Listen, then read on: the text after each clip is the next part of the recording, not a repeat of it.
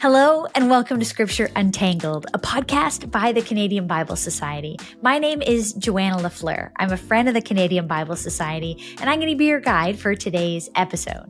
Today, we're going to be hearing a conversation I recorded recently with Troy Lydiate. Troy Lydiate is a multifaceted artist, speaker, and creative director at Apologetics Canada, where he also serves as host of the AC podcast.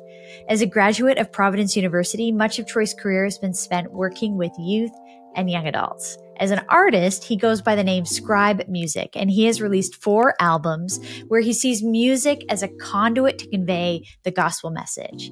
His music production has garnered him nominations at the GMA Covenant Awards and regular airplay on Canadian Christian radio. Beyond his artistic endeavors, Troy and his wife Jasmine have 2 young children, and he has dedicated himself to the growth and vitality of the local church, where he's actively engaging in discipleship, worship team, and church leadership. So enjoy this conversation with artist Troy Lydiate. Troy Lydiate, welcome to Scripture Untangled. We're really glad to have you on the podcast. I'm super happy to be here. Thank you for having me. Troy, I want a means of introduction to you, but I feel like one of the best ways we can do that is before we go any further, we got to talk about Popeye's chicken, because you went viral online at some level of viral. You did something with Popeyes that got picked up and shared around a ton. Tell us that story, and we'll start there as a means of introduction to you. Yeah, it is one of those things that being completely honest sometimes feels like the thorn in your side a little bit, because it was at a time where I, was known for going on social media and just putting a funny video to my, at the time, very small following. And it's really a story of you never know what could happen, especially on the internet, right? And I make this just funny video with my wife. I was just I'm known. Anyone who really knows me knows that I'm known for just breaking out in song randomly. That's just kind of what I do. I love to joke around, and as a musician, as a recording artist, singing is what I do. So I was like, babe, just roll it and we'll just have fun. And I just made it up on the spot, sang out my order, didn't think anything of it whatsoever, posted it on my Facebook, went to bed. The next day I woke up, my phone, it was like 50 missed calls. I'm getting notifications out the wazoo. I'm looking at my follower count going up exponentially, numbers I'd never seen before. And I finally get through to one of them, and it's one of my close friends. And he's like, dude, what are you doing right now? I'm like, what do you mean? You're look at your video. You're going viral. And I was like, what are you talking about? It took off. And it was beyond my expectations for a solid, I want to say, several months. This video was just in rotation. I'm getting calls from radio stations. They're wanting me to come and hang out with them and this and that. And it was honestly at a time in my life where I was really focused on trying to get my music off the ground. So I was like, okay, this may be an opportunity for me to really capitalize on this. But to be fully honest, as time went by, I realized I don't know if I like how this is going, because there was an aspect of it where I've been making music for the Lord up to that point, taking it very, very serious, I guess, for a solid four years. And that was just exactly what I wanted to do. But now my quote unquote, as people were saying, this is your big break, was coming off the back of a potential gimmick and something that could actually steal away from why I do what I do. And so there came a point where, I'm watching things online and there's this wrestle, right? There's this artist who wants to capitalize and get his career going. But then there's also this person who's like, is this how I want to get into this space as a trusted individual in the Christian community, as an artist who really wants people to think past just surface level things? Is this what I want? I said no. So I let it breathe and put it away. I stopped doing the appearances and things like that. I stopped referencing it. And 2 years later, I got an email from the promotional representatives for Popeyes, and I thought it was a joke. They're like, "Hey, we saw your video and we'd love to put you in our commercial." Now, some time had gone by and I was like, what does this really entail? I thought it would just be a small thing, but, I was like, I think it was right at the start of the pandemic. And, I was like, okay, well, let me strike a cool little business deal. Let's see what could happen, right? Like times were tough for everybody, and end up striking this little deal. And next thing I know, I didn't realize how the capacity that this was going to be used in a commercial. It's everywhere. Like we're talking I got friends in the States that are at a Laker game saying, "Why am I seeing you on the Jumbotron right now singing this song?" People at different live events, they're like, "Why are you on my TV right now?" From people in Atlanta, Georgia, like just everywhere and all over Canada and all these things. And it just took off all over again. And I realized again, I'm like, oh man, this is even bigger than it was the first time, because the last time was just in Canada, right? It was just in Winnipeg, CTV, CBC, all that kind of stuff. But now I'm in the running, getting upvoted to be good, potentially get on Ellen, and I'm like, whoa, what is going on? Some time has gone by, and I'm thinking in my mind, I'm like, well, I'm in a better space now. I know what I'm gonna do with this. Right. Because I was getting some messages from some people that were like, "Do you have other music?" I was able to point them to my Christian music. I was able to, had some people DM me and they're like, "I knew you were a Christian, just the way that you sang. I just knew you loved Jesus." And I was like, okay. But again, time went by, and I realized that I was having to work really, really hard to get people to point people to Jesus. And again, I sat and, got some wisdom from some of my pastors and leaders. And they're like, "Troy, whether you like it or not, the more you entertain this, the further you're going to get from where God wants you to be in regards to your music. So you have to make a decision. I'm not saying take the video down, but I'm saying your posture towards this video being up has to dramatically shift, because other people are out here just wanting to go viral. And so what are you going to do at this moment?" And I made the decision to really stop promoting it. Wow. I leave it up there because it's a great conversation starter for ministry. Like we're talking about it because I left it up. Sure. Right. Yeah. But so that is the Popeyes saga of my life. Yeah.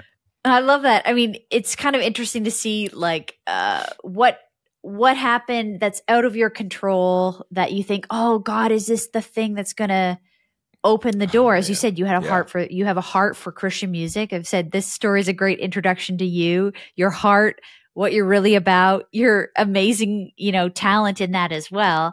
And you get picked up for this talent, but not for the heart behind it, and say, "Hold on, I need to kind of redirect this." So, let's talk about that. Like, continuing to get a sense of who you are. What is, you as an artist, as a creative person, but also in your, your professional life with Apologetics Canada, like what is this sort of portfolio of the work? Like what's the thing that's getting you up and going in the morning? What is it that you're doing when you're not singing about Popeyes? What's the thing you really are excited about? Well, I mean, first and foremost, I'm a family man. I love my wife and I. We're going to celebrate 10 years. We got a 6-year-old and a 3-year-old, and I really, really love my family getting to experience these different adventures. And many of those adventures are, for me, I'm just locked into ministry and serving the Lord. I spent a lot of years playing soccer and wanted to go pro. I had dreams of going pro. I love making music, and I love being in the creative space as an overall creative, but especially as a rapper and a singer and a worship leader at my church. I love just creating art for the Lord, and how that translates into Apologetics Canada is I'm seeing how there's artistic opportunity for the gospel in everything that we're doing, right? With Apologetics Canada as the creative director and the podcast host, I'm very prayerful in the creative process, because I recognize, one, this is an incredible opportunity to get to do this. Like, this is my job. Are you serious? Then the second thing is realizing the amount of influence my voice on a podcast has, let alone the design of a graphic on a shirt or a hat that people are going to wear. It's like, God, what, man, you've bestowed on me the opportunity to create. That is like, that in and of itself, full stop. You take away, you take away the fact that I know that he died on the cross for my sins and rose so that I could live. You take away all of the big terminology that comes with the faith that we're in. And then at bare minimum, knowing what Jesus did and then said, hey, now you get to create on my behalf. That's something that is just absolutely overwhelming. And I'm super, super honored as a creative to be put in position to try and translate the heart of God in tangible form that even the world can eat from, potentially. And so I'm so curious about that idea of like where these things kind of intersect. Obviously, we're here on a podcast called Scripture Untangled, and the concept behind it is that Scripture does need some untangling for a lot of people. Like, Absolutely. it is complicated or intimidating or ancient or confusing, or maybe has been used as a weapon in their life or in what they've seen around them, or just simply like there's so much mystery by nature in Scripture, we got to know more. And so, in the work that you're talking about, like the good news of Jesus making faith make sense for people, the everyday person. But like, what is that intersection between like, okay, we got faith, Christianity, Jesus, the Bible, and then creativity, art, hip hop. Like, what is it that art or creativity is doing that just a conversation can't do? Like, what is it breaking through that the rest isn't doing already? Yeah. Well, I'd say first and foremost, I mean, creativity is embedded in the gospel. It's embedded throughout Scripture, right? You see, from creation to Nehemiah rebuilding the wall to Solomon's temple, there was such a creative intentionality to those things where Nehemiah recognizes he went to the king and said, I need these very specific timber, like this very specific thing. Solomon, the same thing. It needs to look like this. I want the stitching on the robes of the priests to look like. It's embedded throughout Scripture. So first and foremost, as a creative, what that showed me was that, okay, God, you, as much as we might try and say like, God doesn't need all that. You're absolutely correct. He doesn't need all that, but he gives us access to it for what it does for potentially the non-believer or the passerby. And so when you talk about this intersection, what creativity does is it takes down the barrier that may separate the believer with the non-believer. Why? Because people will flock to great art. You think about the Sistine Chapel. There's people from every different religion, belief system, walks of life, identify as whoever they identify as, that will walk into that place and will be caught in awe at the work that Da Vinci did, right? They're staring up at this person's piece of work that came in his head, attached to his heart, and then got released through his hands. Right? At the end of the day, Leonardo da Vinci crushed some rock and some colors together, put a paintbrush, wet it, dipped it in a little bowl of water, whatever his process was, and started painting it on a ceiling. And yet, for generations, people have come by to see what I would call this altar to great art, right? And I think that is what art does, where when a person is fully committed to creating from excellence because God is worthy of excellence, it draws other people into that conversation, right? There's a story to be had about the person who, sculpted the statue of David. Like, how did you know how to do those muscle definitions? How does this look better than some of the sculptures we're making today, right? What was the heart behind it? And so art really has a way of just disarming people who otherwise may not ever have a conversation. Yeah. And are you finding that in apologetics? It's like here we are exploring big life questions through art, in your case, through creative work. And then do you feel like it takes down like people's skepticism, or maybe it builds a bridge of trust or something? Like I'm imagining in some of the actual in-person interactions or online creative work that you're doing. What are you seeing as a response to that? Like, what is resonating with people? Man, people are feeling seen. This last conference we did for Apologetics Canada was called Can I Trust the Bible? And as the creative director, my job is to really take a look at everything and try and take what can be very lofty, but make it reach a whole bunch of people all at the same time, all at once. And so I was talking with our president, Andy Steiger, and we came up with this idea that I would write a spoken word for the conference. And spoken word is my bread and butter. That's where I came from before I got into hip hop. And so the idea that came to me as, I was like, okay, God, how do I speak to this? Because can I trust the Bible is a very, very big question. And the Lord said very, very clearly, he's like, paint both pictures. And I'm like, what do you mean? And he just said, paint the picture in your spoken word of the person who already believes that they can trust the Bible, but actually hasn't looked at it very deeply. And then look at the skeptic who says he cannot trust the Bible, but also hasn't looked at faith very deeply. And so I wrote a spoken word from the perspective of an adult male around my age, and then wrote the other side for this young lady named Olivia. She's from a high school here in BC. And as I'm writing this, you're watching this interaction between the Christian who thinks he's got it all sorted out, speaking to the skeptic who it can naturally be very abrasive, can naturally say, hey, I've got it sorted out. It's X plus, A plus B equals C. That's the way it is. And as you watch their interaction happen, what I did with it is, as you get to the end, they both realize, oh, both of us are missing some pieces here. And I titled it Out of Hiding, because for the Christian, there's an aspect of our faith that if we were very, very honest, we haven't looked at very deeply.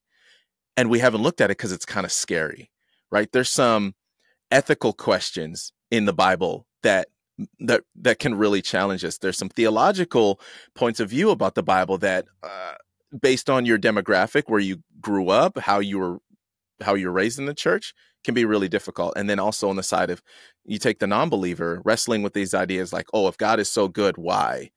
Or I believe that we're the masters of our own destiny and all those kinds of things, right? But that intersection that happened in the room, you could feel it. That what often ends up being us versus them, it was like we brought everyone together just for a moment of tension to say, hey, if you were to be real with yourself just for 30 seconds, it could change the entire trajectory of how you receive in this conference and how you listen during this conference. Because now when someone brings up historical aspects of the Bible or why we have so many translations, you're going to receive it from a place of, I thought I had it sorted out, but I don't. Right. Yeah. I love this idea. It's disarming. It confronts your own assumptions that art and creativity, spoken word, hip hop, music, whatever it is that you're using as a genre, that what it's doing is interrupting and sort of almost because of the surprise or the delight or the beauty of art, or maybe even the ugliness of art. I mean, if it's intentional, it's sort of turning something in a different way. And in that sense, I love that you're saying, can we trust the Bible? And then let's look at this from a few viewpoints and find ourselves in the story. Which, as you said it too, of course, it connects that like left brain, right brain. It's a conference, probably a lot about left brain, intellectual thinking. Can we trust the Bible is a really important question. and then you're bringing in this sort of right brain, like let's use our whole selves to do it. So, Well, so we're talking about our whole selves. I can't, I would be remiss to go much further without getting a little bit of your own story about your whole self, because who you are today as you stand here with this sort of strength of understanding of how you want to use your life and your talent in the world. You have like a pretty amazing story of where you've come from. So start at the beginning. Give us a little glimpse into where you come from. Yeah. So I was adopted from Kingston, Jamaica. I was born there, and I was as a baby, basically, I was abandoned on a bench, and I was found by some wonderful person and brought to a local orphanage in Kingston. And I spent two of my years there, and was adopted when I was about 2.5 by a Christian Canadian family from Saskatchewan, and ended up growing up in Saskatchewan. Was raised from there, Jamaica to Saskatchewan. Yeah. I mean, that's a lot. One extreme to another. Wow. From the island to the flatland, for sure. Yeah. So, and it's really interesting because for a lot of years, I didn't fully understand the depths of how my brokenness was really dynamic in the way it would present itself. Because there's the very surface level things where, okay, he's adopted, doesn't know his family, he was abandoned. So it makes sense that that's probably a really hard conversation for him. But what I really wish I could have learned earlier, how people always have hindsight, and I understand the Lord used it, but I wish I could have learned earlier how the lens in which I looked through the world was through someone who was abandoned. And thus I felt like my life needed to be designed to owe people something, or do what it takes to keep people in my life so that I don't have them leaving me, so that I don't get abandoned again. And then you walk that out from just person to person. Then I started realizing, man, I see God that way.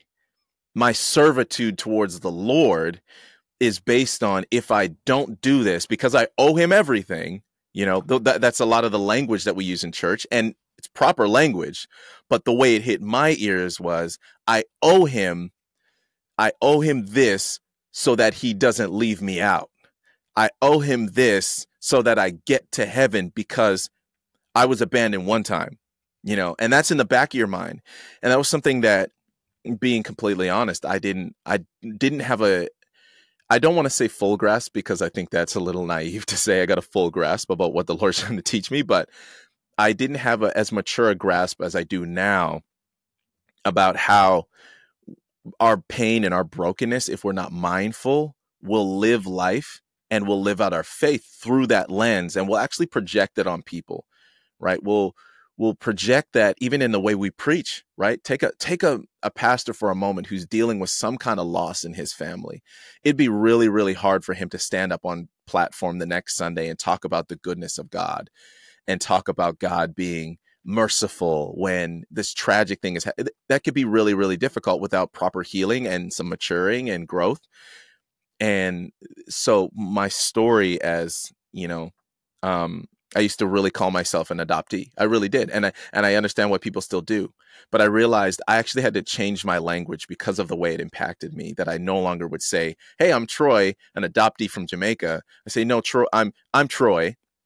I was adopted from Jamaica, because I don't want to make adoptee a noun that I go and pull onto myself, because then that means I'm still seeing my life through the lens of an adoptee rather than a son. My dad doesn't say to me, hey, adoptee. He doesn't introduce me as, hey, this is my adopted son. He says, hey, this is my son, knowing they're going to ask some questions because my dad's white and I'm black. So that conversation naturally going to come up. But he introduces me as his son, and the Lord does the same thing. He doesn't keep looking at me saying, hey, fearful one. He says, no, hey, fearfully and wonderfully made, right? So Pausing for a moment out of the conversation with Troy to tell you about the Bible course, because whether you're a seasoned Bible reader or you're just starting on the journey, the Bible course offers you a superb overview of the world's best-selling book. This 8-session course is going to help you grow in your understanding of the Bible.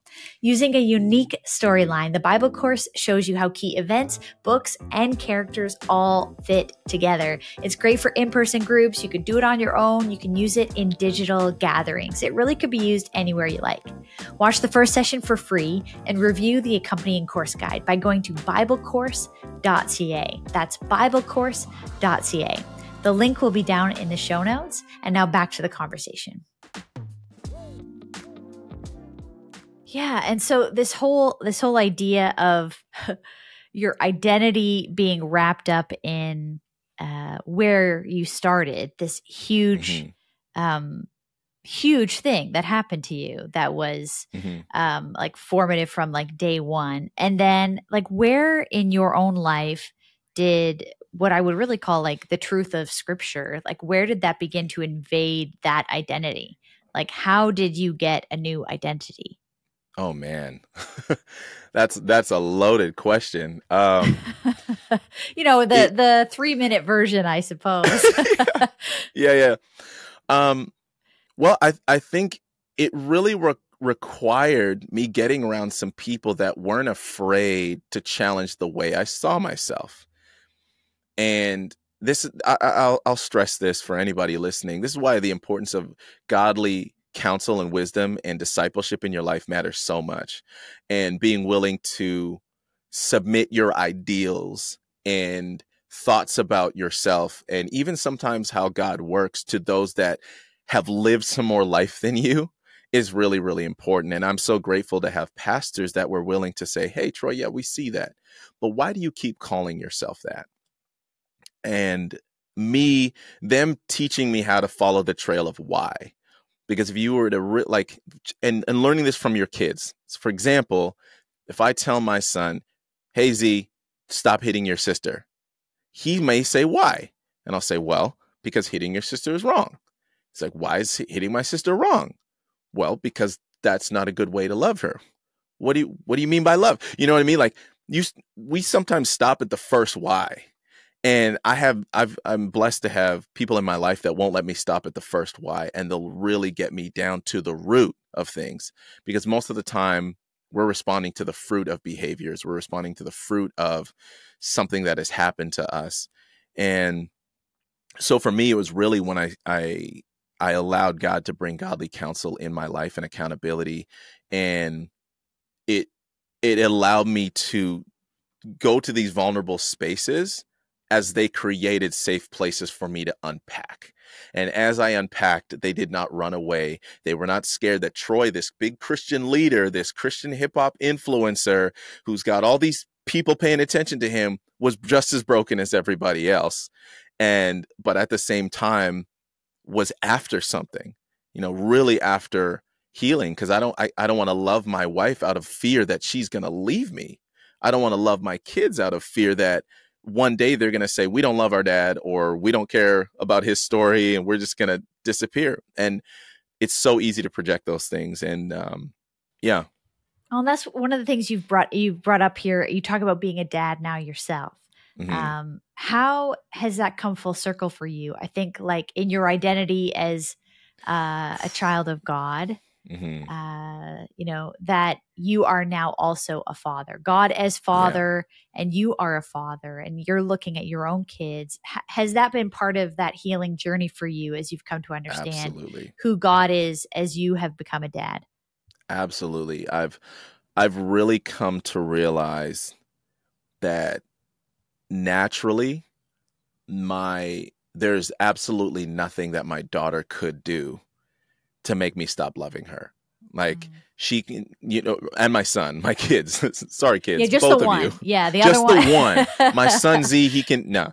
But there's absolutely nothing that they could do to make me love them less or love them more. And I never thought I could actually experience that. Like my kids will wake up in the morning sometimes and they're just so grumpy just from the start. Sure. They had a late night, whatever, and they wake up and they'll just walk right past you and they'll just like, immediately start complaining. I'm like, yo, it is 8 o'clock. You're mad at the sun? What is going on? And I've honestly, looking at my kids, especially my daughter, because she was the one who made me become a dad, but she's also the first person in my bloodline that I ever saw. She was the first one. So when I'm seeing people say, "Oh my gosh, Araya, you look exactly like your dad," I just get so giddy, because for me, I wonder, like, what does that feel like for her? What is that like? Or my daughter has dimples, and they're like, wait, asking my wife, they're like, wait, do you have dimples on your side of the family? And she's like, no one in our family has dimples. And then they're looking at me, they're like, Troy, that must be your side of the family. And I'm like, I get giddy again, because I'm like, oh my gosh, I'm seeing generations right here, right in front of me. And it's like, wow, you look like your father. And for me as a son, I really want people, when they see Troy, when they see Scribe music, who know who God is, who know who Jesus is, that they look at me and they can say the same thing. Wow, you look like Jesus. Not in the sense of idolatry or anything of that nature, but man, when I read about the love of God, when I read about a person who is trying to walk this life out as a Christian, as a disciple of Jesus, man, when I see Troy, that's what I think of. I don't think of all those other things. And that for me as a father, it's honestly just like really, really fortified my understanding of sonship and my pursuit of sonship.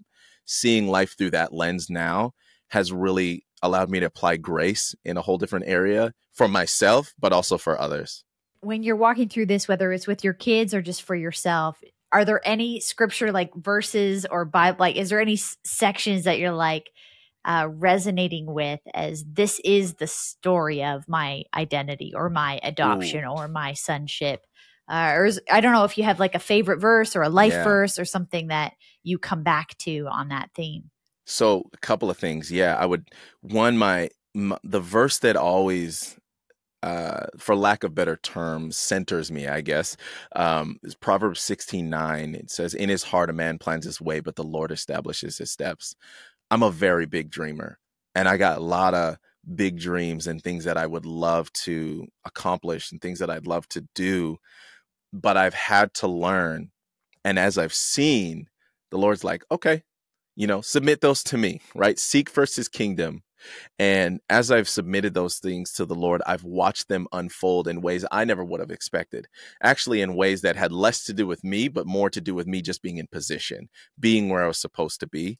But as far as a story, I resonate very, very heavily with Moses. Moses being adopted into, into the Egyptians, right? And his mother having to give him up. As a kid to now, I replay in my mind all the time these different ways that I wonder what that was like for my mom or my dad, whoever it was that put me on that bench. In some seasons of my life, I thought about it super negatively, like they ditched me, they abandoned me.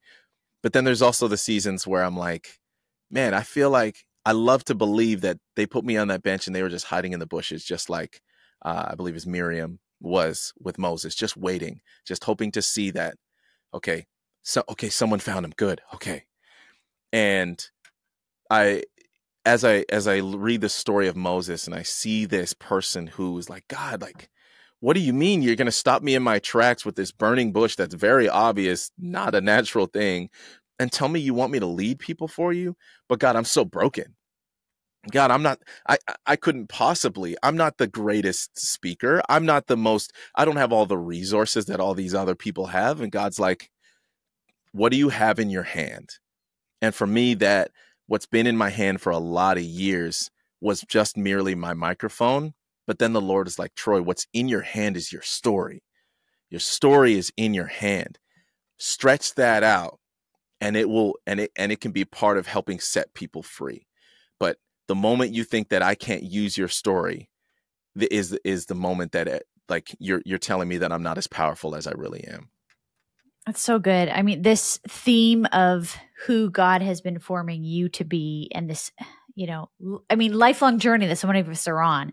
I know identity is a huge piece too, especially with young people. Like the studies and the stats continue to say, like, they don't, the tactic of coming with an evangelistic message about, a fear of going to hell from bad behavior, like that's not it. But if we can talk about identity, who we are, and that it's a core felt need for people.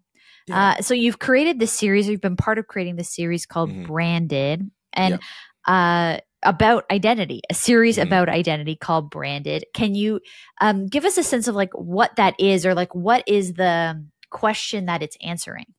Yeah. So the biggest question is who am I? What am I for? And who do I belong to? The series, we broke up into 3 segments of identity that we basically kind of outlined as personal identity, how I see myself, communal identity, which is how I see myself in the midst of the greater populace with other people, whether it's a church or just a community in general. And then the last one, spiritual identity. And as we kind of go, basically the anchor for that was Jesus' Sermon on the Mount, Matthew 5, 6, and 7. We kind of coined it in saying, like, this is basically an identity sermon, because Jesus takes what we think is our identity and absolutely flips it on its head, right? The meek shall inherit the earth. What is that? Blessed are the poor in spirit.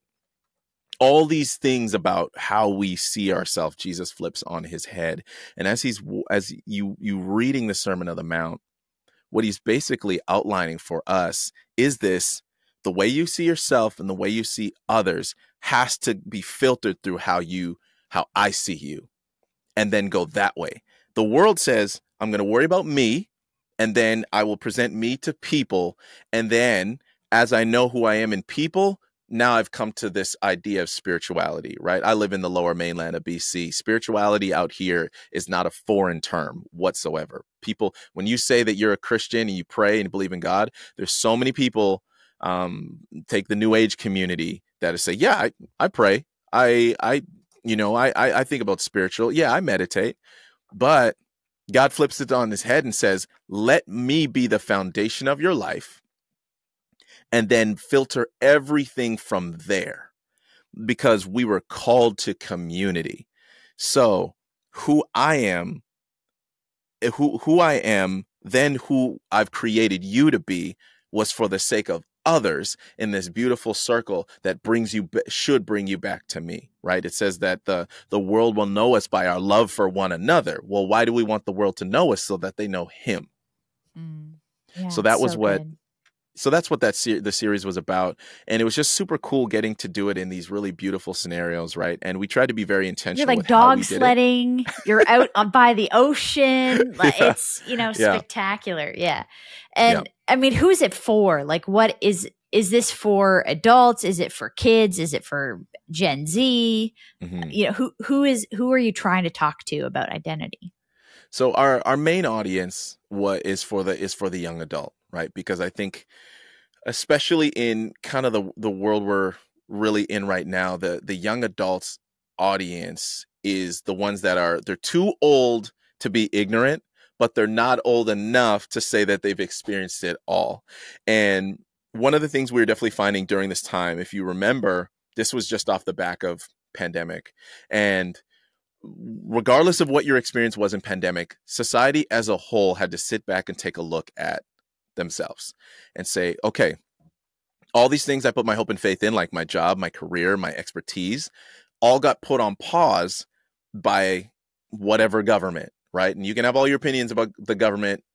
That's totally fine. That's not what we're here for. But the point is, all of these things got put on pause, and I had to spend time with me, or my spouse that I love so much. Now I'm seeing her or him for 24 hours out of the day. We have no reprieve from each other. And what is the identity of our marriage, right? What is the identity of my relationship with my children? Now that they're not at school, what am I going to do? Am I going to teach them? Am I going to shift to homeschooling? Well, or do I even really like my kids? Like, let's be completely raw and honest today, right? The pandemic caused people to really take a look at the things that they had built their life on. And I think if people were really honest, every single one of us realized in some capacity, that I have been building my life on things that will not sustain me, that will not keep me. And sure as heck, I had been trying to allow to direct my peace. And that's where we just watched God move. And this is why you saw the deconstruction movement, right? That's quite a buzzword for the church. There was a lot of people that were, well, let me look at my faith. Let me tear it apart. Let me see. And deconstruction was just a buzzword on social media. But what you need to really recognize is like, okay, people are actually have time to ask questions they weren't asking. But is the church ready for those conversations? Yeah. And we see that, we see in our own relationships or in the data across the country of Canada that people are open and hungry. Not everyone, but there are a lot of people who are open to spiritual conversations, who are hungry for something more, who are looking for identity. And, I love that you say the Sermon on the Mount is in Matthew 5, 6, 7 is essentially like a sermon about our identity and how we are 100%. Formed individually and together to point people at Christ. And so, if we were like here in a strategy session, Troy, to leave, people listening to us today, we're strategizing like how to reach next gen. We care about it's young adults or youth coming up who are going to be young adults real soon. Like what would you say is like where to point people at? Like what kind of things would you say for people to do with their approach to how to reach next generation? Yeah, that's a great question. And keep it real. I just got back from a trip. I will define that for folks that don't understand the terminology, but I just got back from an event called California Breakaway with Youth for Christ.